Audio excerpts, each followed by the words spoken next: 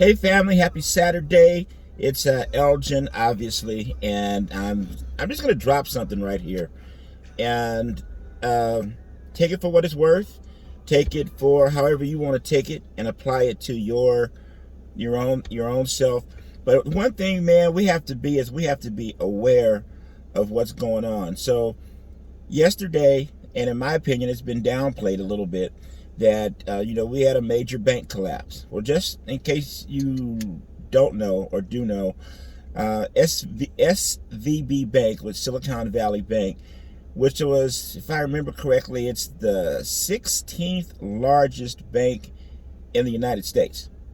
So this is not like a little bitty deal. The 16th largest bank collapsed yesterday. And, there are many theories of why it collapsed or why it did not. But there's a couple of things to note. One is, have you known that the banks, because this is a federally insured bank. This is not some rogue bank or something other than that. I mean, this is a federally insured bank, just like Bank of America, or Wells Fargo, or any of those. Just like that. Their biggest investment that they were doing, though, or rather their depositors, I should say, are from startup companies in the tech world, high-end clients, high-risk types of businesses, and up to $250,000 in a bank is insured. But you've got some businesses and places that have invested in this particular institution where 250 is a drop in the bucket.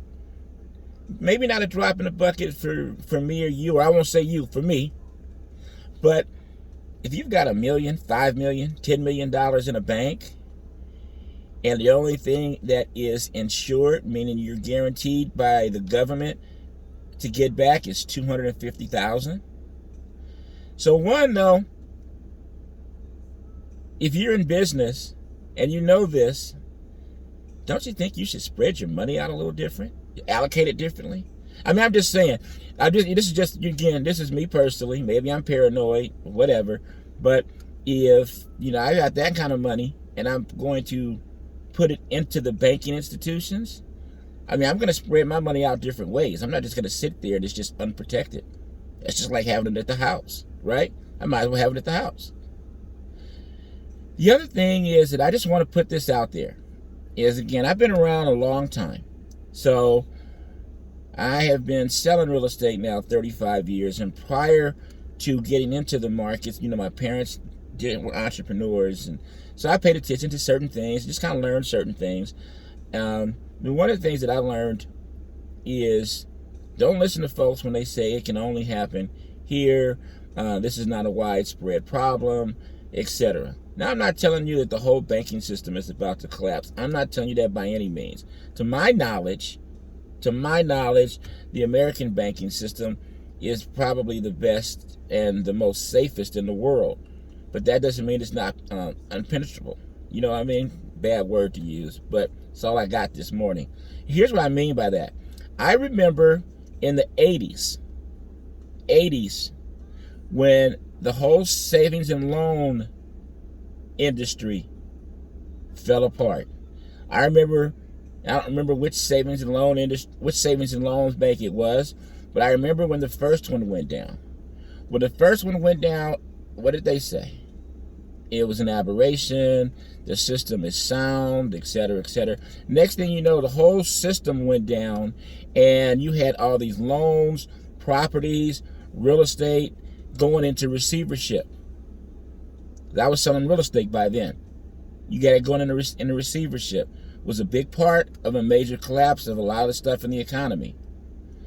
I remember when Lehman Brothers collapsed. After they said that there was no way it was going to collapse. After they said there was nothing. And right after that, we started to go into, in 2008 and all that. And we started going to the financial crisis then. So here's what I am willing to say. I'm willing to say, and I'm willing to bet you, that this is not the only bank that is in trouble and or has some sort of history right now of history of possibly going the wrong way. Now, you cannot believe me if you want, but remember, you're only required to protect yours and your family. You should be aware. You don't have to be worried, but you should be aware. And you should have different plans and different ways that you're protecting your assets. Because there's a lot of stuff going on, and there's a lot of stuff we're not privileged to know. Those of us that are common, in the common workforce, right? So be careful. Don't listen to anybody, in my opinion, that says, oh, this just happened to this bank because they just did this, and that's that. I mean, I don't know if there's anybody larger than the 16th bank in the United States to go down.